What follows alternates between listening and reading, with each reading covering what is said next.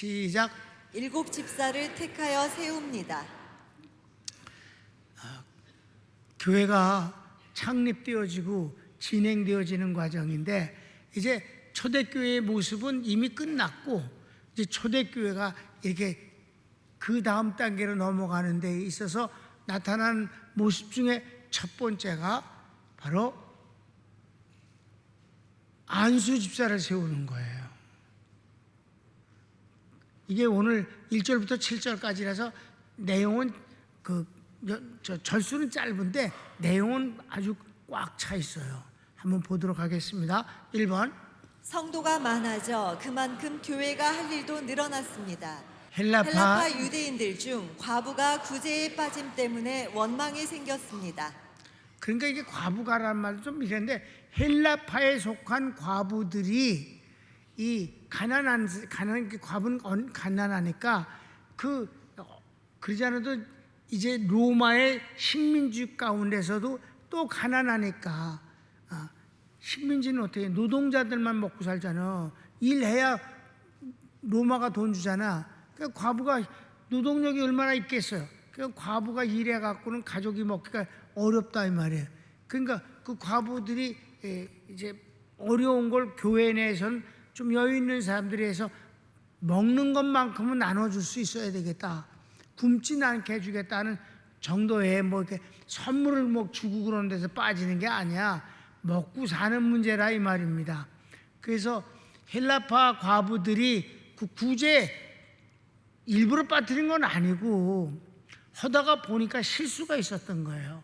그래서 그 헬라파 과부들을 그 명단에서 빼줬으니까, 안 줬으니까 그네들이 우리를 멸시하느냐, 왜 차별하느냐, 먹고 사는 문제 때문이 아니라 우리가 이렇게 홀대당하는 것이 억울하다, 이런 식으로 문제가 생긴 거예요. 성경을 읽읍시다. 그때 제자가 더 많아졌는데 헬라파 유대인들이 자기의 과부들이 그 매일 구제에 빠짐으로 히브리파 사람을 원망한대. 2번.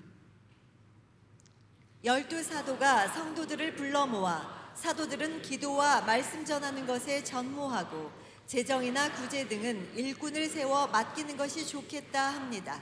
그렇게 했어요. 그래, 사도가 모든 걸 다 할 수는 없지 않느냐. 그러니까 반복되어지는 교회 살림살이는 집사들이 하는 것이 좋겠고, 사도는 말씀을 전하고 기도하고 상담하고 성도들을 직접 이렇게 도와주는 일을 하는 것이, 쌀 나누어 주는 거를 하다가 시간 다 빠져서 그런 걸 못하면 되겠느냐. 목사님이 할 일이 따로 있고 또 집사들을 세워서 그들이 일을 도와주면 교회가 원활하게 잘 되지 않겠는가. 좋은 생각이죠? 성경을 읽읍시다. 12사도가 모든 제자를 불러 이르되 우리가 하나님의 말씀을 제쳐놓고 공궤를 일삼는 것이 마땅치 아니하니. 그래요. 그래서 다른 데다 다 시간을 허비할 수는 없지. 제일 중요한 일을 해야지. 할 일을 하는 거다. 아멘. 그 할 일을 한다. 근데 할 일을 못하게 해서도 안 돼. 할 일을 못하게 하는 사람은 별로 없겠지만. 그래서 3번. 그래서 성도들이 기쁨으로 받아. 그러니까 맞습니다. 목사님이 일부러 구제에 빠뜨린 것도 아닌데 원망은 목사님이 들어서야 되겠습니까? 그러니까 그렇게 도와주는 사람들이 필요합니다. 교회는 그렇게 되어지는 거예요. 이게 안수집사를 처음 세운 게 이런 배경이고, 우리 교회 봐. 그냥 난 몇 개 잊어먹어서 기획위원이 얼마나 많아. 그러니까 기획위원들이 많아서 각각 나누어져서 전부 하고 있지 않느냐 이 말이에요. 우리 교회는 그 기획위원들이 전부 막 곳곳에서 다 일을 하고 서로 또 연관되어서 서로 협조하기도 하고, 그렇게 함으로써 교회가 아주 깨끗하게 잘 되잖아요. 그래서 다들 좋게 여겨서, 그래서 기쁨으로 받아갖고 이제 자격을 이제 논하는 거예요. 이게 제일 중요해요. 오늘 공부 중에서 7집사가 뽑히는데 누가 뽑혔냐, 이게 중요한 거예요. 자, 1번, 성령과 지혜가 충만한 사람. 2번, 성령과 믿음이 충만한 사람. 3번, 성도들 사이에 칭찬 듣는 사람 7명을 택하여 사도들이 안수하여 집사로 세웁니다. 집사는 이제 디아코노스라는 이 집사란 단어는 섬기는 사람이란 뜻이에요. 그러니까 우리도 집사라고 안 그러고 그냥 섬기는 사람 이렇게 하면 그게 맞는 말인데, 섬기는 게 뭐 성도들은 다 하나님 섬기는 사람이지 뭐. 그래서 집사라는 단어가 처음 나온 게 이거다. 근데 세 종류의 사람이 있어요. 그 사람들이 이제 다 타고난 성품도 있는 거고 재능도 다른 거예요. 그러니까 지혜가 충만한 사람, 그러면 이런 사람들은 뭐겠어요? 그 특별히 가르치는 입장에 있는 사람들이 이 지혜가 충만한 사람이 속하는 것 아니겠습니까? 또 어떤 곳에 지도자급이 되는 것도 중간 지도자가 바로 되는 것이 중요한 거겠죠. 그다음 믿음이 충만한 사람이라는 거는 보통 이 믿음이 충만하다 그랬을 땐 하나님의 뜻을 순종하는 사람을 믿음이 충만하다 이렇게 말해요. 지혜가 충만한 것이 특징으로 되는 사람, 믿음과 지혜가 다 충만한 사람이면 다 좋지. 그런데 그래도 지혜가 더 충만한 사람이 있다. 그러면 그 지혜를 활용해서 쓸 수 있는 거고, 또 하나님을 아주 무조건 순종하고 충성하는 사람이다. 믿음이 충만한 사람. 거기다가 사람들 사이에 칭찬을 듣는 사람이다. 그럼 그건 뭐 객관적으로 여러 가지가 종합적인 면에서 그렇죠, 그죠? 그러니까 이렇게 세 가지, 이것만 있고 이것만 있는 건 아니지만 이것도 있고 저것도 있고 세 가지를 다 갖춘 사람도 있겠고, 또 한 가지는 좀 부족한 사람도 있어도 그래도 그 부분이 중요하니까 라고 하는 사람도 있을 수 있는 거예요. 그렇습니까? 그러니까 여러분이 여러분을 스스로 생각하면 나는 어디에 들어있는 사람일까 라고 생각할 수도 있어요. 근데 자기 점수를 많이 주는 놈은 이것도 갖고 저것도 갖고 난 다 세 가지가 다인 것 같은데, 그럼 그런 놈은 이런 거야. 세 가지가 다 아닐 수도 있는 놈이야. 아무튼 그렇게 세 가지를 이렇게 놓고 사람을 뽑는데, 제일 중요한 건 어디에도 빠지지 않는 것은 성령 충만한 사람이다. 이거를 여러분 꼭 기억해야 돼. 그런데 이제 이 대한민국, 난 다른 나라는 뭐 잘 몰라요. 뭐 목회하는 걸 들여다본 것도 아니고 그러니까 잘 모르겠는데, 대한민국의 교회들이 이거를 가장 중요한 이것, 지혜, 믿음, 칭찬 듣는 사람, 이거에 이 세 가지가 다 성령 충만한 사람이라야 된다. 성령 충만하고 지혜가 있는 사람, 성령 충만하고 믿음이 좋은 사람, 성령 충만하고 사람들에게 칭찬을 듣는 사람이라야 된다. 여러분 세상에 나가면 성령하고는 아무 상관없는데도 칭찬 듣는 사람 많잖아. 세상에 많이 지혜 있는 사람 허구 셌잖아. 그러니까 우리가 성령 충만한 것만이 교회에서 사람을 쓸 때 다른 점이다. 아멘.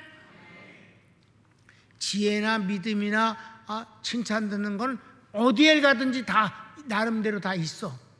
그런데 여러분, 그래서요 사회적으로 이렇게 중직에 이렇게 잘 올라가는 사람들 보면 아주 균형미가 있고 인격도 그렇고 행실도 반듯한 사람 많습니다.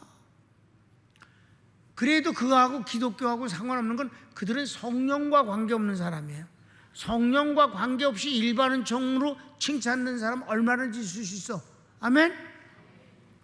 하나님이 쓰시는 사람은 성령 충만한 사람이야. 그런데 교회가 절대로 이 원칙을 저버리고 사회에서 출세에 갖다 그냥 써.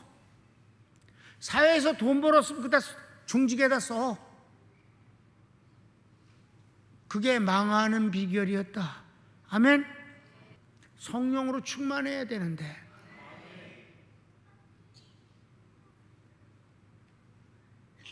우리 교회가 안 망하는 이유가 그것 때문이에요. 아멘.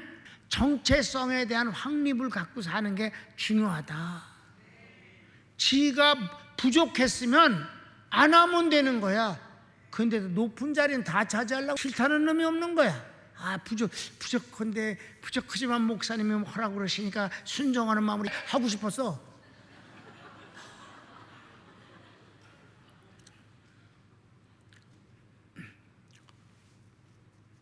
그러니까 전국에 있는 교회가 우리 평강교회처럼 지혜가 충만하든 믿음이 충만하든 사람들에게 사랑을 받든, 그러나 여기에 맨 앞에 있는 성령이 충만한 사람이면 아무 문제가 안 생긴다. 성령 충만치 않고 인간적으로만 모든 걸 해놓은 놈들은 하나님이 간섭을 할 수가 없어. 하나님 보고 절로 가라래. 그럼 교회가 아닌 거야. 망하는 거야. 성경을 읽읍시다. 3절부터 6절까지 시작. 형제들아, 너희 가운데서 성령과 지혜가 충만하여 칭찬 듣는 사람 7을 택하라.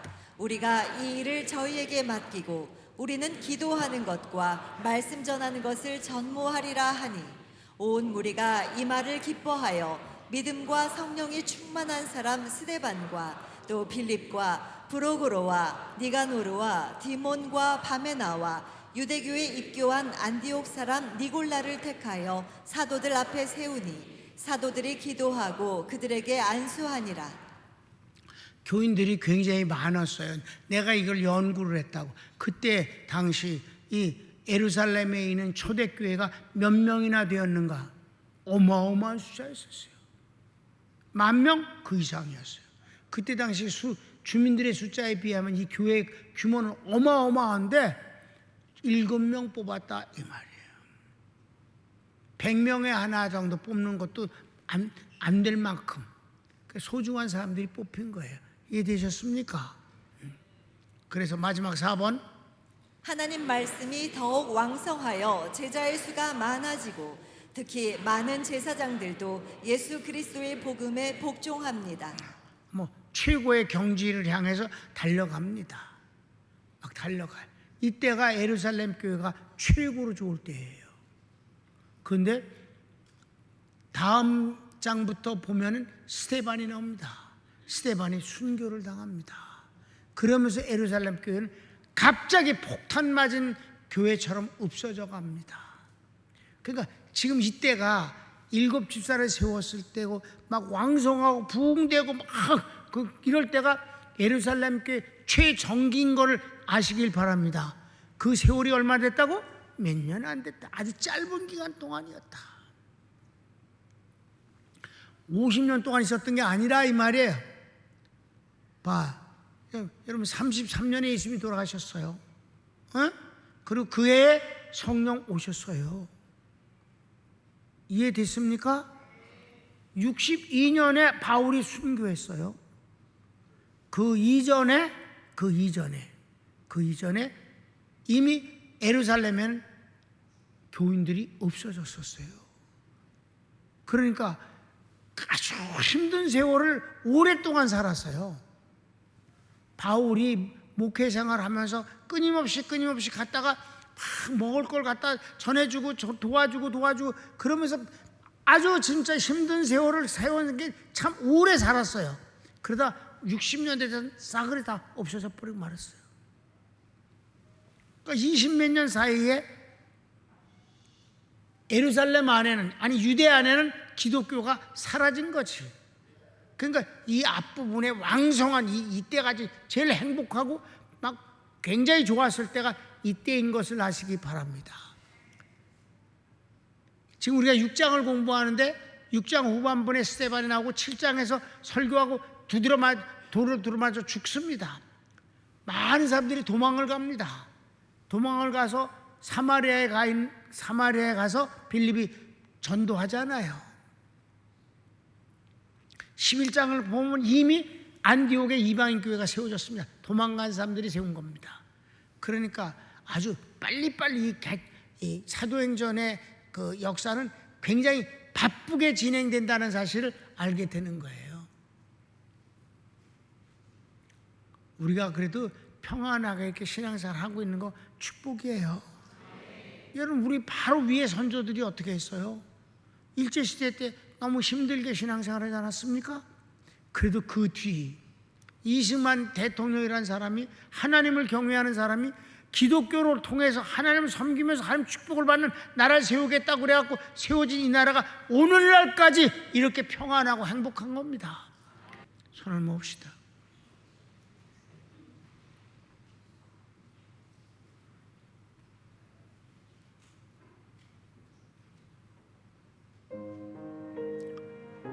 우리가 하나님 앞에,